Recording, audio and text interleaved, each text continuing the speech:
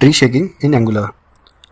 Tree shaking means removing unused code from the final bundle. जब हम angular application बनाते हैं और बिल्ड करते हैं तो फाइनल बंडल साइज एक क्रिटिकल फैक्टर होता है।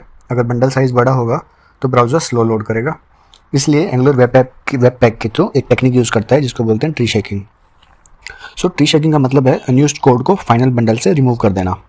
बेसिकली सिर्फ वही फंक्शन, क्लासेज और वेरिएबल्स बंडल में रहते हैं जो आपके प्रोजेक्ट में एक्चुअल यूज़ हो रहे हैं।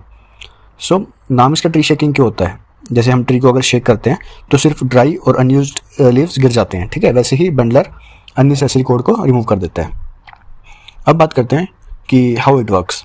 जब आप एक लाइब्रेरी इंपोर्ट करते हो, ठीक है, जैसे आपने लोडैश इंपोर्ट किया तो सिर्फ उसमें से मैप फंक्शन ही बंडल में इंक्लूड होगा, ठीक है, जब आप यूज़ करोगे इंपोर्ट मैप फ्रॉम लोडैश, ठीक है, इस केस में मैप फंक्शन ही बंडल में इंक्लूड होगा। अगर आप पूरा लोडैश इंपोर्ट करते हो, जैसे कि आप लिखते हो import star from lodash, so tree shaking के लिए मुश्किल हो जाता है और पूरा लोडैश बंडल में आ सकता है। So Angular CLI plus webpack automatically unused exports को डिटेक्ट करके रिमूव कर देता है, ठीक है।